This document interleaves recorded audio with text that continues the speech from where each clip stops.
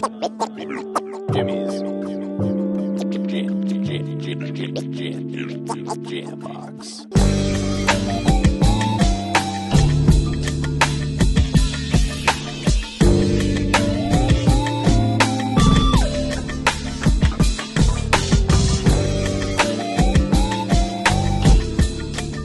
Keep jamming. Hello, everybody. Welcome to another exciting episode of Jimmy's Jam Box. We're here and we're back at it again. We're going to get on into it, but before we do, as always, please make sure to like, subscribe, push all the buttons, do all the things. You know, I don't know where they are, but you do, and I trust you. Now let's go ahead and get on into it. Here is today's guest. Hello, world. My name is AZ Gutter, and I love my mom. Hell yeah. Hello. How you doing? Thank you so much for joining us. Of course. Why don't you tell us a little bit about, where you're from, what you do, give us that Tinder profile of your experience with music. From Portland. My name is AZ Gutter, of course. I make music. I'm 18, and I really started making music because of my older brothers, Leeway, HV Gutter, all them. Oh, and yeah. the way they were doing it, inspired me. So I started doing it around 9, and I just fell in love with it, and then here we are. Hell yeah. And do you play any instruments? My vocals. Okay. Yeah, Vocals are my instruments. That's valid. Do you have any you're interested in learning? Electric guitar for sure. Okay, bet. Yeah, I want to smash the guitar one day. I mean, probably learn how to play it before you smash it, but yeah, I could dig that. Yeah, I could dig that. And when did you get into music initially? When I get into making music? Yeah. Okay. So, like I said, I started at 9. My first song I made was 9. Mm. But when I really got into it and really started knowing that this is what I want, probably 14, 15. And ever since then, I've just been taking it serious. Hell yeah. Now, this next question is one we asked pretty early on, but it's definitely a crowd favorite. What was the first album you ever bought with your own money? I don't think I ever bought an album. Okay. Part of the LimeWire generation. I gotcha. Yeah. No, I guess I'd be part of the LimeWire generation. I'm a young soul. Yeah. I'm really young. What was the first, did you ever buy anything off of iTunes when you were a kid or anything like that? Nah, but I know the first song I remember, somebody, I don't know who it was, but somebody had an iPod, and I was listening to Soulja Boy on it. Oh, okay. So, I mean, that kind of answers it, Soulja Boy. Fair enough. And then what was the first show you ever went to? The first show I ever went to was my own show when I was 11. Oh. I performed a song when I was 11, and I was so scared. I don't know what I was doing. I wasn't moving. I was just standing still looking like a robot. So you probably changed it up a little bit since then. Now you just go full robot? You just no, I'm kidding. Yeah, I would like to think I changed it up. I don't know, though. Hell yeah. All right, now let's go ahead and dive into some more artist-focused questions. And we're going to get the easy one out of the way. How'd you pick your name? So AZ is actually my first initial of my first name, and then the Z comes from the first initial of my middle name. Mm-hmm. And then the Gutter stands for Grind Until the Team Entirely Rich. It's an acronym. Yeah, my smart brother HV Gutter came up with that one. Hell yeah. And now take us through your writing process. And specifically, we want to focus on when you get the inspiration, when you get in that moment where you want to make music, how do you usually start a track? What do you do to put it together? And then what decides a track is done? So first thing, I got to find a beat. So I'll contact my producers, find a beat, and then I'll load it up to FL. I'll listen to it a few times while I'm recording, just mumble a melody, try to find a melody. Mm-hmm. And then once I find the melody, I'll just punch in and then just go from there. But what really decides that it's done for me is if I can listen to it more than once and it's just a feeling, kind of. It's you either have the feeling that it's good enough or you got to go back to the drawing board with it. But I do not write. No, totally. Okay. Yeah, hell yeah. That's about it. And then out of all the songs you have out right now, which song do you think describes you best as an artist at the moment? These are heater questions. If I had to pick one that describes me, the Rave Star. Rave Star off my project Raver. Mm-hmm. I say, because that's who I am. I'm the Rave Star. I'm always going to rave. So I'd probably say that one as of right now. But it Oh, yeah. always changes. Oh yeah. I mean, it can always be moving to something. Now, you told us about your first show. Yeah. Now tell us about either your most favorite, or if you have too many favorites, the most like wild show you ever performed. And if you have a story for both favorite and wild, and you want to tell both of them, you totally can. I was just talking to Wavy Davy about this. Yeah, shout out Wavy. Shout out Wavy.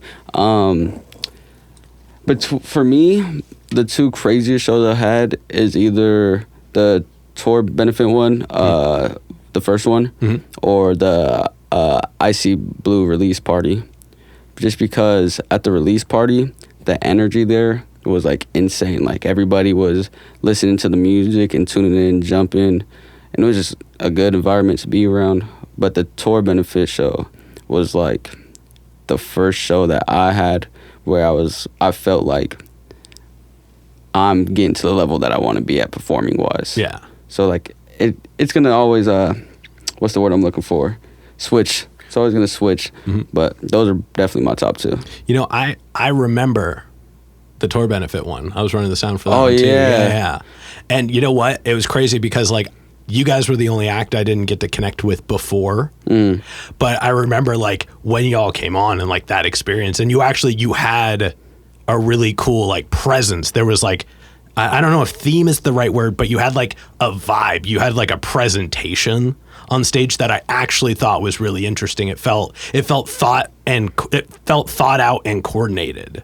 And that was something that really stood out about y'all set in particular. I mean, the sound was actually really good. Once we got it all connected and going, it was really dialed in, and I appreciated that as well. But there was a visual aesthetic that like it almost felt out of place on that stage because it felt interestingly put together. And so that was a cool experience. I'm glad we actually got to talk about that. Thank you for reminding me on that, because that was a point I had locked away, and I really liked it. I thought it was really cool. Appreciate you. Yeah, that one was definitely crazy. And it's crazy too because like for like 2 days or 3 days before the show, like we were planning that. Like we were doing like little sound checks at the house and all that. So I'm glad that it came to life. You know, I think a lot of people can really benefit from the knowledge of just like, or not the knowledge, but the effort of like putting together a bit of presentation, even if it's a couple days before, you know what I mean? Just coming together, coordinating some kind of look, especially if there's multiple people. Like it seems like such a small thing, but if like everybody's wearing like a red shade or like a shade of red shirt, or like just kind of has a general vibe, it doesn't look like everybody, like one person came from, you know, soccer practice while the other person came from like painting in the garage, like, you know, and I get that's an aesthetic and it's everybody's choice and there's nothing wrong with it.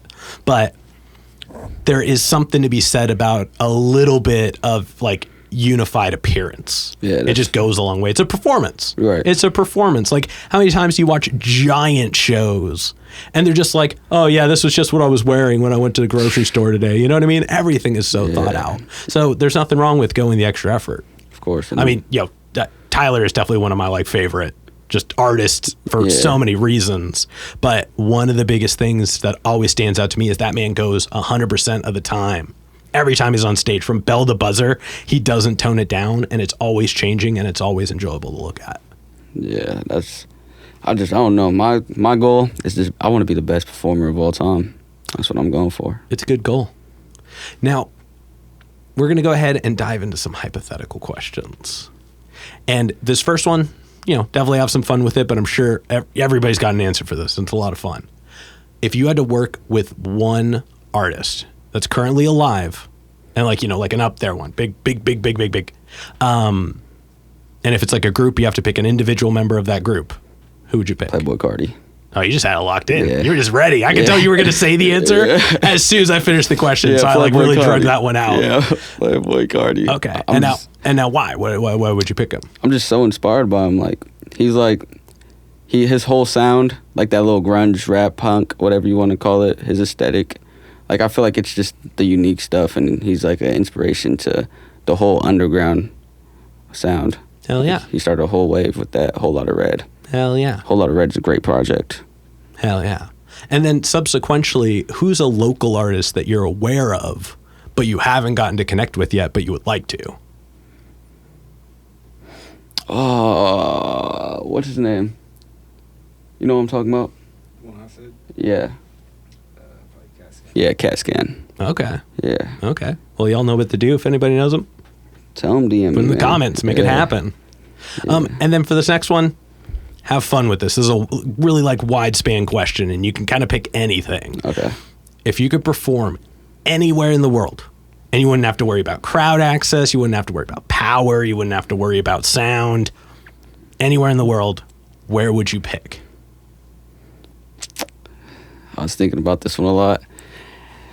I would honestly say what's the Coliseum that's in Rome? Is that the Rome Coliseum? Is that what it's called? You know what I'm talking about? Yeah. I would go there. Okay. You know what's funny is that's the only thing I've ever used as an example up until now. For real? Yeah, and the one time I don't use an example, somebody picks it. See? Thinking big. I love it. I love it. Also, I don't know how many shows have been performed there, if any, because I don't know if it can handle it. So you would be one of the few. I want to break it down. There we go. That's it. Well, maybe don't break it. It's kind of an important figure for some people. My fault. Although I guess it was just a bunch of people getting eaten by lions. So, you know what? Maybe go for it. Depends on how many times people are getting eaten by lions versus like soccer games. You know what I mean? Like, let's find that ratio out. Yeah, once we find the ratio, we'll have my answer. Hell yeah. And then to close things out, the final hypothetical question. If you had to pick a completely different genre than any genre you've ever performed before, so if you've done like a mixed genre or anything like that, both of them are off the table now, and you would be equally as good as your main genre now, what would you pick? That's hard because like I've done so much genres just trying to find like a cool sound. I was gonna so like one that I never tried. Yep.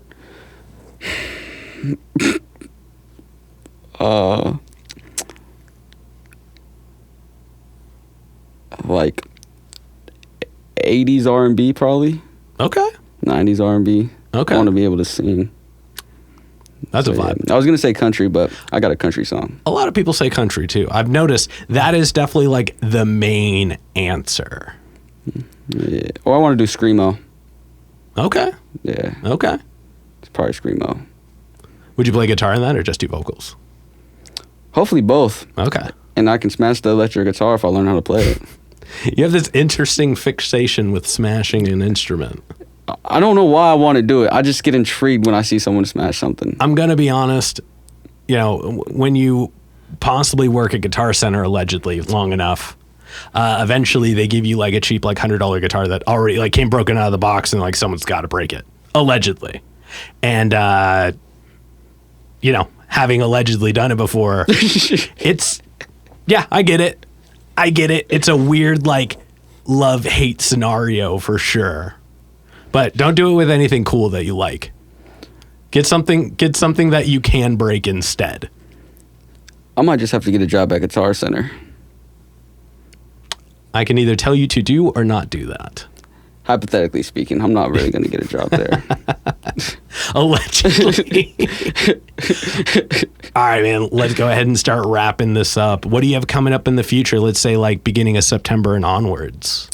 I got a deluxe for my project. Hell yeah. That I dropped, the Raver Deluxe. And then I want to get some like videos out there, some music videos.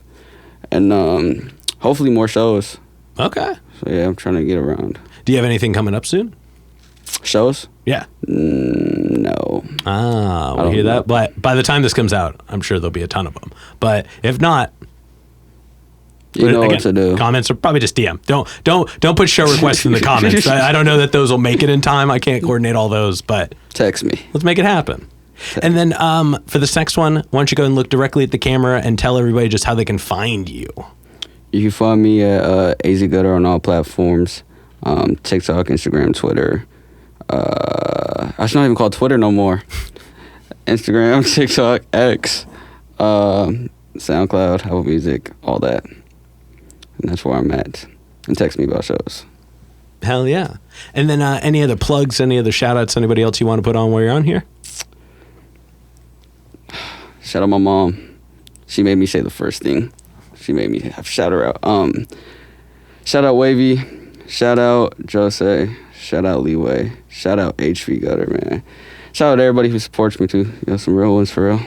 And shout out you. Hell yeah. Hell yeah. All right. Now we've got one last question. But before we do, I'm going to steal the camera for just a second. As always, y'all, please make sure to like, subscribe, push all the buttons, do all the things. You know, I don't know where they are, but you do, and I trust you. And now for the final question. What is your guilty pleasure song?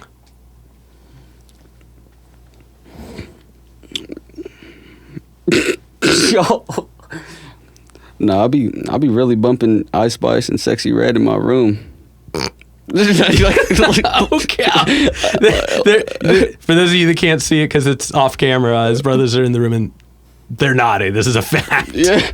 All right. Yeah. All right. Well, hey, you know what? You answered honestly. That's the most important part. You picked a very on the nose answer. Good job. Good job. You clearly understood the assignment for this. Yeah. So I really appreciate it. Thank you so much for coming on. No, thank you for having me. It was a pleasure. Hell yeah. And maybe we'll get you back soon for a little bit of music on the show. Bada bing, bada boom. All right, y'all. We're going to go ahead and get up on out of here. This has been another exciting episode of Jimmy's Jam Box. I'm Jimmy. I'm AZ Gutter. And we're signing off. Later, y'all. That's a wrap. This is not a podcast. This is a show.